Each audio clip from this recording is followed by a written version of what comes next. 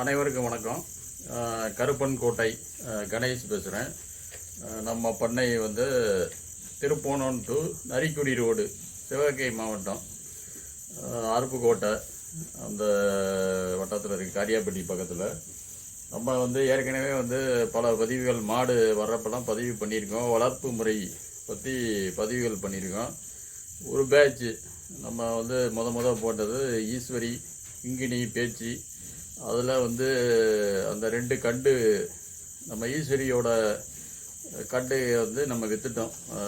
பதிவில் முதல்ல பார்க்குறவங்களுக்கு தெரியும். 2வதாக இருக்கிறது பேச்சியோட பொண்ணு ரத்னாச்சி இருக்குது. அப்புறம் நம்ம கிங்கிணியோட பையன் முனீஸ் இருக்காப்புல. அதுக்கப்புறம் 2வது பேட்ச்சு நம்ம ஒரு பதிவு போட்டோம். அதுக்கு அடுத்த பேட்ச்சு நம்ம வந்து ரேவதி, நம்ம மகேஷ், அப்புறம் நம்ம ஜேஜே வந்து கண்டு போட்டு நம்மகிட்ட இருக்குது. சின்ன காலக்கண்டு பீம்னு சொல்லி நம்ம பார்த்தோம். மகேஷ் வந்து செனன்னு சொல்லி ஒரு அண்ணன் கொடுத்தாரு. மேலூர் வியாபாரி, மதுரையில் வந்து பார்க் டவுன் ஏரியாவில் இருக்கார்.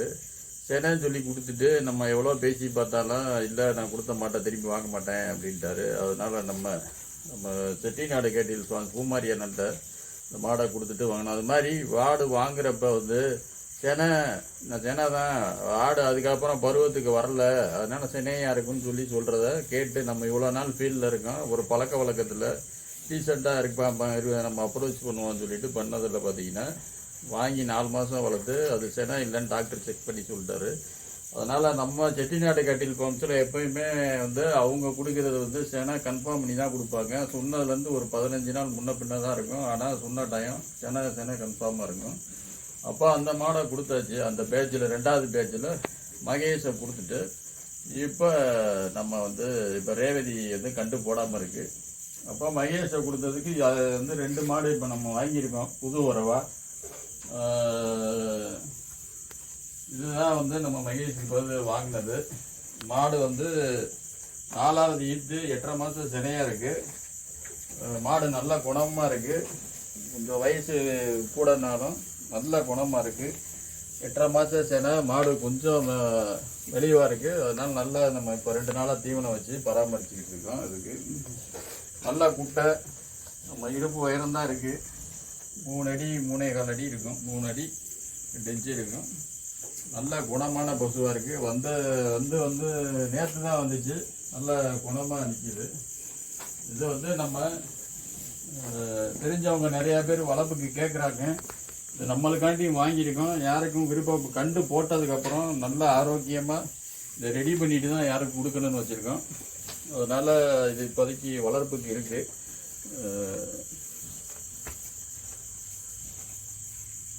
அதே மாதிரி 2வதாக இதுக்கு பேர் மகேஷ்னே வச்சிடலாம். அதுக்கு இன்னும் பேர் வைக்கலை. இது வந்து பார்த்திங்கன்னா இதுவும் நல்ல குட்டா ரகம், நல்ல குணம் தான். இப்போ கொஞ்சம் புதுசாக இருக்குனால ஓடுவா வா வா வா வா. இது வந்து நல்ல குணம் மாடு, நல்ல குட்டா ரகம், நல்ல நாட்டு மாடு. நம்மகிட்ட கலர் வந்து எல்லாம் மயில பசுவாக இருக்குது, செவலை பசுவாக இருக்குதுன்னு சொல்லிட்டு இந்த பசு வந்தோடனே இல்லை எங்களுக்கு கொடுங்கன்னு சொல்லி நிறைய டிமாண்ட் இருந்தாலும் நம்ம வாங்கியிருக்கோம். இது 8.5 மாதம் செனை. இந்த மகேஷுக்கு போது இதுக்கு பேர் மகேஷ்னு வச்சுருக்கோம். அதுக்கு வந்து இன்னும் நம்ம பண்ணையில் வச்சு நிறையா பேர் கேட்குறதுனால வெள்ளை கலர் மாடு நிறையா இருக்கிறதுனால ஒயிட்டு அது யாரும் கேட்டால் கொடுப்போன்னு ஒரு ஐடியா வச்சுருக்கோம். இது வந்து நம்ம பண்ணைக்குனே வாங்கியிருக்கோம். அப்போ செகண்ட் பேட்ச் கம்ப்ளீட் ஆகிடுச்சு. செகண்ட் பேட்சில்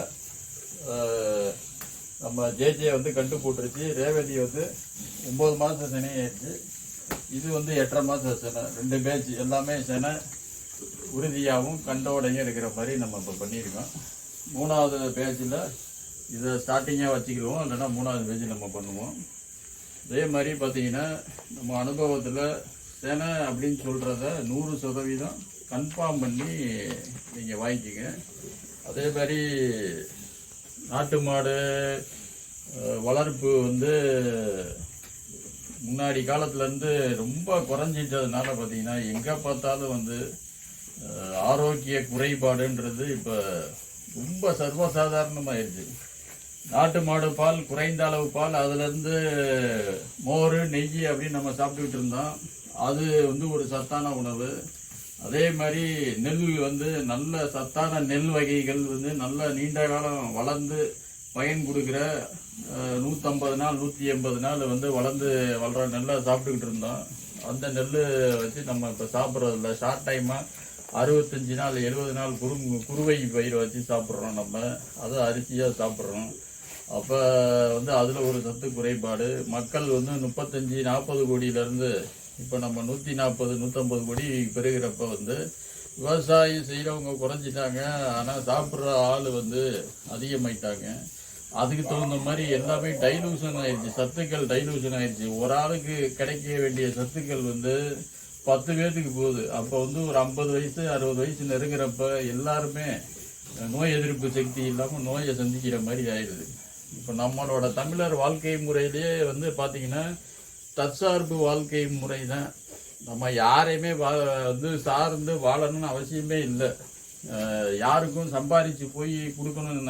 நாம எங்களோட ஃபேமிலியுமே நம்ம சுற்றி இருக்கிற நண்பர்கள் ஃபேமிலியிலேருந்து எல்லாருமே மிகப்பெரிய வாழ்க்கை சூழலில் மாட்டிக்கிட்டு எதுக்காண்டி வேலை பார்க்கணும் எதுக்காண்டி உழைக்கிறோன்னு இல்லாமல் யாருக்கோ உழைச்சி கொடுக்கறதுக்கு நம்ம வாழ்க்கையே வந்து வீணடித்த மாதிரி, நம்ம ஆரோக்கியத்தை வீணடித்த மாதிரி நம்ம பண்ணிக்கிட்டு இருக்கோம். அது மாதிரி நான் சொன்ன மாதிரி 10 பேத்துக்கு கிடைக்க வேண்டிய ஒருத்தருக்கு கிடைக்க வேண்டிய சத்து 10 பேத்துக்கு வந்து போயிட்டு இருக்கு. நோய் எதிர்ப்பு சக்தி வந்து உடம்புல இல்லாமல் எல்லாருமே நோயை சந்திக்கிற மாதிரி இருக்கு. தற்சார்பு வாழ்க்கையில் முதல் தேவையே வந்து நாட்டின மாடுகள் தான். நாட்டின மாடுகள் வளர்த்து நம்மளை சார்ந்து ஒரு 50 சென்ட்லேருந்து ஒரு ஏக்கர் நிலத்தில் நம்ம விதவிதமான மரங்கள், பல வகை மரங்கள், காய்கறிக்கு தேவையான மரங்கள், காய்கறி செடிகள் இதுகளை வந்து நட்டு வச்சுட்டு அதில் நம்மளோட தேவையை நிறைவேற்றிட்டு மீதத்தை வந்து நம்ம வியாபாரமோ விற்பனையோ பண்டமாற்றோ பண்ணி அழகான வாழ்க்கை முறையில் இருந்த நம்மளை வந்து எதுக்கு எடுத்தாலும் காலையில் எந்திரிச்சதுலேருந்து நைட்டு நம்ம எதுக்கு ஓடுறோம் ஏன் ஓடுறோன்னு தெரியாமல் எதுக்கு பணம் சேர்க்கணும் என்ற அர்த்தம் பொருத்தம் இல்லாத வாழ்க்கை முறையில் வாழ்ந்துக்கிட்டு இருக்கோம். 80-90 வயசு வரைக்கும் எந்த ஸ்ட்ரெஸ்ஸும் இல்லாமல் எந்த விதமான அதிகமான தேவை இல்லாமல் ஒரு கிராமத்து வாழ்க்கை, ஒரு தமிழர் வாழ்க்கை எப்படி காலையில் 4 மணி 4:30 மணிக்கு எந்திரிச்சோம், விவசாய வேலையை பார்த்தோம், நம்மளோட தேவையை நிறைவேற்றிக்கிறதுக்கு நடந்து போவோம் வருவோம். நம்மகிட்ட விளைஞ்சி வந்த காய்கறிகள்லேருந்து எல்லாமே சத்தாக இருந்துச்சு. நல்லா நீண்ட ஆரோக்கியமாக இருந்தோம். குடும்ப கூட்டுறவு வாழ்க்கை முறையில் நம்ம இடங்களை நம்மளேக்குள்ளேயே வந்து பகிர்ந்து பெருக்கிக்கிட்டோம். இப்போ அந்த வாழ்க்கை முறையெல்லாம் போய் பால் சத்து இல்லாத பாக்கெட் பாலாக போச்சு. கறி, நாட்டுக்கோழி கறி இல்லாமல் பிராய்லர் கோழி வந்து நம்ம வாங்கி அது ஆயிடுச்சு. நாட்டுக்கோழி முட்டை இல்லாமல் பிராய்லர் முட்டையை சாப்பிட்ற மாதிரி ஆயிடுச்சு. லக்கான் முட்டையை சாப்பிட்றோம், அதுலேயும் சத்து கிடையாது. நம்ம ஹைபிரிட் வெரைட்டி நெல், ஹைபிரிட் வெரைட்டி ஒரு தக்காளி எடுத்தோம்னா நாட்டு தக்காளி அறுத்தாலே வாசம் வரும். இப்போ எங்கே இருக்குது? பஞ்சு மாதிரி இருக்குது, சிவப்பு பஞ்சு மாதிரி இருக்குது தக்காளி. பஞ்சை நினச்சி வச்சாப்புல எந்த விதமான சத்துக்கள் இல்லாமல் புளிப்பு சுவை இல்லாமல் நம்ம அதை வந்து அந்த தக்காளியை வாங்கி அப்போ என்ன சத்து நம்ம சாப்பிட்றோம்? காய்கறியில் சத்து கிடையாது, பாலில் சத்து கிடையாது, இறைச்சியில் சத்து கிடையாது. நம்ம வாழ்கிற சுற்றுப்புறம் எதுவுமே வந்து அடாப்டாக இல்லாத ஏற்றுக்கொள்ளக்கூடிய தல்கையிலே இல்லை. எதுக்கு எடுத்தாலும் நம்ம வந்து நவீன கருவி வகைகளை பயன்படுத்திட்டு உடல் உழைப்பையும் குறைச்சிட்டோம். அந்த மாதிரி இருக்கிறப்ப நம்ம சந்ததியினர்களை நம்மளே வந்து வீக்கான ஒரு சந்ததியை உருவாக்குற கண்ணு முன்னாடி பார்க்குறோம். இப்பயே வந்து 50 வயசு 60 வயசில் உள்ளவங்கள்லாம் வந்து நோய் எதிர்ப்பு சக்தி இல்லாமல் இருக்காங்க. நம்மளோட சந்ததியினருக்கு பூரா குழந்தை பாக்கியம், கர்ப்பப்பை வளர்ச்சி, கர்ப்பப்பை கட்டி இதெல்லாம் வந்து வருது. நம்ம வாழ்க்கை வந்து 80-90 வயசு வரைக்கும் நிம்மதியாக வாழணும். அதுக்குண்டான வாழ்க்கை முறையை வந்து வகுத்துக்குங்க. தற்சார்பு வாழ்க்கை முறை. அதுக்கு வந்துட்டு நம்மளோட வாழ்க்கைக்கு தேவையானதை நம்மளே செஞ்சுக்கிட்டு நம்மளுக்கிட்ட இயற்கையையும் சரின்னு எடுத்துக்கிட்டாலும் சரி, கடவுள் எடுத்துக்கிட்டாலும் சரி, நம்மளுக்கு தேவையான எல்லாத்தையுமே இறைவன் வந்து நம்மளை சுற்றி படைச்சி வச்சிருக்காரு. நம்மளுக்கு என்ன தேவையோ அதை எந்த விதமான கலப்படம் இல்லாமல் நம்மளுக்கு வந்து எந்த வியாதினாலும் சரி பண்ணுறதுக்கு நம்மளை சுற்றி இருக்குது. என்ன விதமான இயற்கையை வந்து இந்த பிரபஞ்சம் நம்மளுக்கு எல்லா விதமானதையும் கொடுத்துருக்கு. ஆனால் அதை விட்டுட்டு நம்ம நைட்டு வேலை பார்க்குறோம், பகல் வேலை பார்க்குறோம், கார்லேயே வந்து பிஸ்னஸ் பண்ண போகிறோம், ஏரோப்ளைனில் ரவுண்ட் அடித்து வியாபாரத்தை பெருக்கணும்னு நினச்சிட்டு ஆரோக்கியத்தையும் சந்ததியினரையும் சுற்றுப்புற சூழ்நிலையும் கெடுத்துட்டு இருக்கணும். அதனால் இப்போ என்ன நாட்டு மாடுலேருந்து ஒரு இயற்கையான விவசாய முறைக்கு மாறி எல்லாரும் ஒரு தற்சார்பு வாழ்க்கைக்கு போய் நம்மளுக்கு தேவையான பால், இறைச்சி, காய்கறிகள், பழங்கள் தேவையில்லை நம்மளே நிறைவேற்றிக்கிற வாழ்க்கை முறைக்கு எல்லாரும் மாறின நம்ம சந்ததியினர் நல்லா இருப்பாங்க, இந்த பிரபஞ்சமும் நல்லா இருக்கும். அனைவருக்கும் நன்றி.